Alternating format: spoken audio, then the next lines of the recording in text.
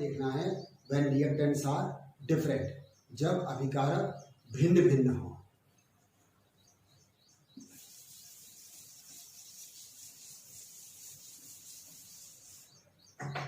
When reactants are different, इसका मतलब when A plus be converted into product. दो reactant लेके चले हैं, एक रिएक्टेंट ए है, एक रिएक्टेंट बी है, और ये प्रोडक्ट में कन्वर्ट हो रहे हैं। Suppose initial concentration at time t is equal to 0, initial concentration of A is a mole per litre and b is b mole per litre and product concentration was 0।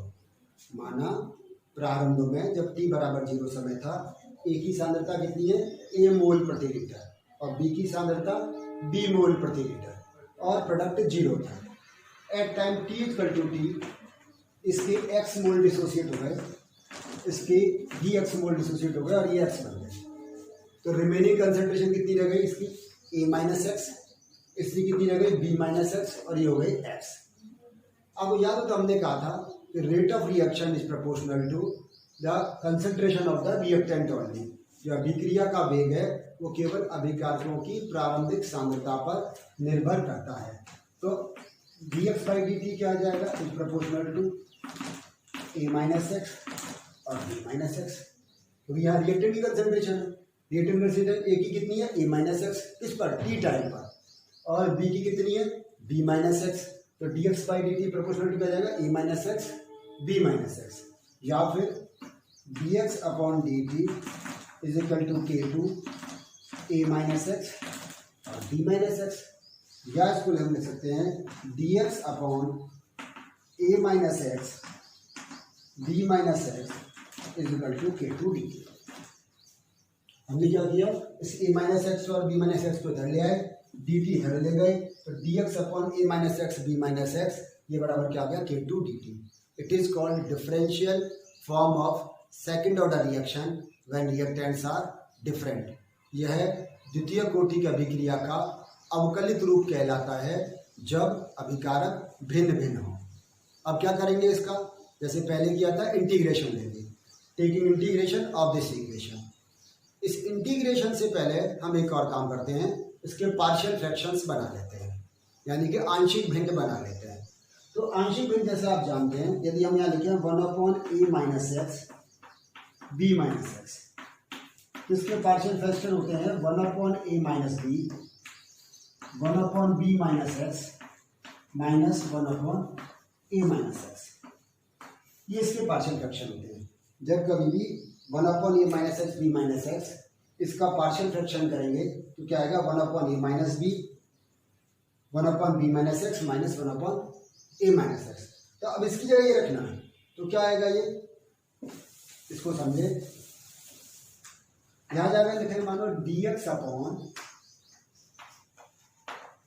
a minus x b minus x, इसको भी कहते हैं dx upon a minus x b minus x. तो ये क्या आ जाएगा, 1/a minus b, अंदर क्या आएगा, dx अपॉन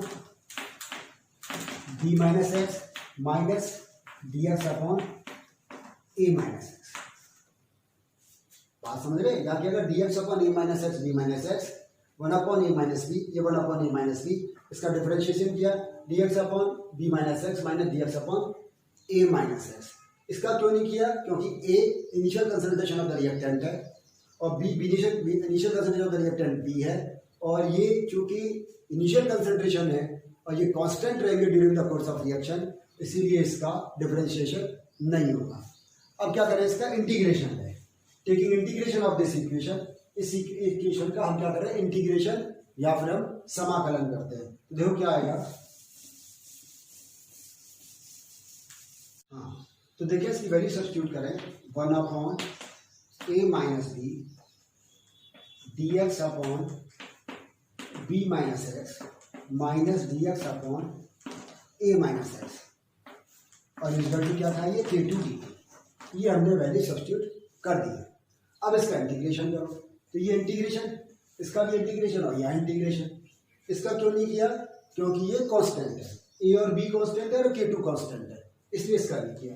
तो यहाँ क्या आएगा, 1/a माइनस b, इसका क्या होगा, minus logarithm of b minus x इसका माइनस माइनस क्या हो जाएगा, plus logarithm of a minus x is equal to k2t plus c। जैसा कि पहले भी कहा था, इंटीग्रेशन विदाउट लिमिट्स हो रहा है, तो हम इंटीग्रेशन कांस्टेंट लगा देंगे जो c होगा। तो यहाँ आ गया 1/a minus b minus logarithm of b minus x minus logarithm of a minus equal to k2t plus c।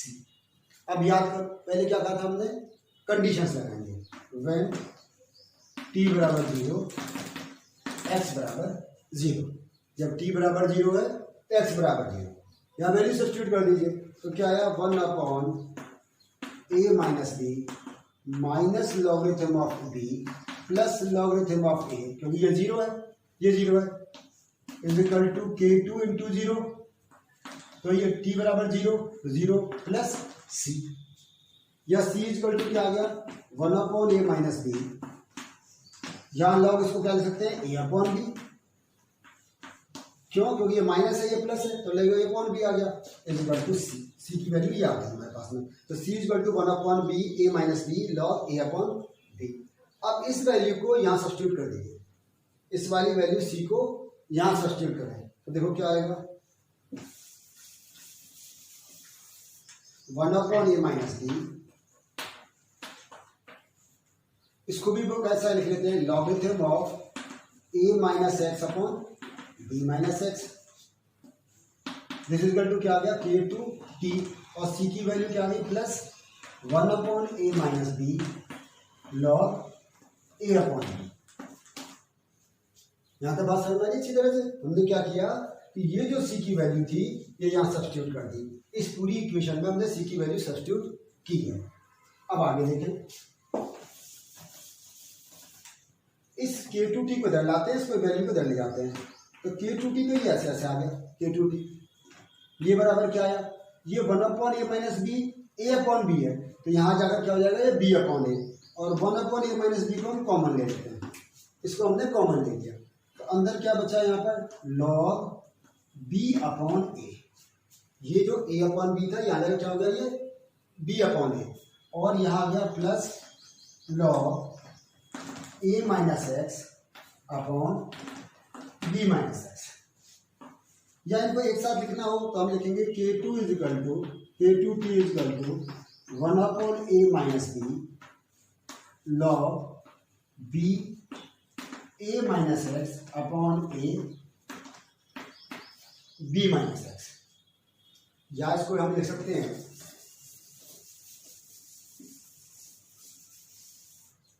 k2 को यहाँ लेने दीजिए, t को नीचे ले आए तो 1/t, ये a माइनस बी, ये a माइनस बी आ गया, अंदर क्या बचा, log b a minus x upon a b minus x,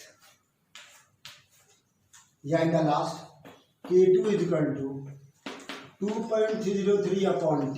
जैसे मैंने आपसे पहले भी कहा था, जब log टू द बेस को log टू द बेस 10 में कन्वर्ट करते हैं, क्या करते हैं, 2.303 से मल्टीप्लाई करते हैं, तो यहाँ जाएगा 2.303 a माइनस बी, अब ये लॉग हो जाएगा b a minus x upon a b minus x.